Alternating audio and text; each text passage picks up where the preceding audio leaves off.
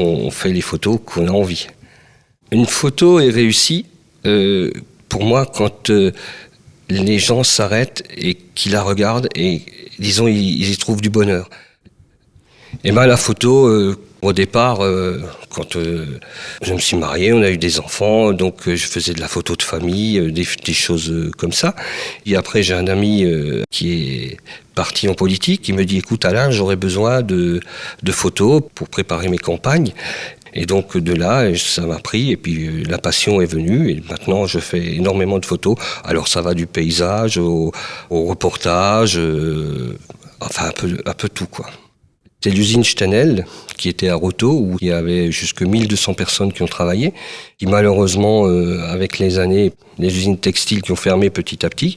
Un ami que j'ai à Roto me dit « Écoute Alain, toi qui fais de la photo, ça serait super sympa que tu passes, parce qu'à l'intérieur des bâtiments, il y a des tags qui sont très intéressants. » Au départ, je suis rentré photographier ces tags, qui sont vraiment magnifiques, et on a entrepris la démolition.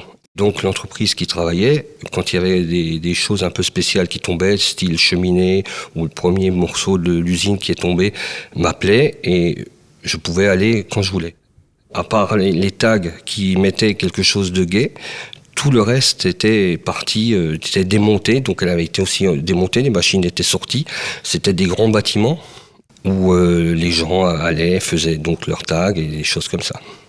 Cette expo, je l'avais baptisée « L'amour d'un géant » parce que, disons, déjà du fait de l'usine, qu'il y avait 1200 personnes qui ont travaillé, il y a des gens qui ont travaillé dans l'usine, qui sont venus visiter l'expo, me faire part de leurs, disons, souvenirs un tout petit peu. Tout le monde était triste de cette fermeture et ils trouvaient l'expo un peu dur pour eux de voir leur outil de travail démoli.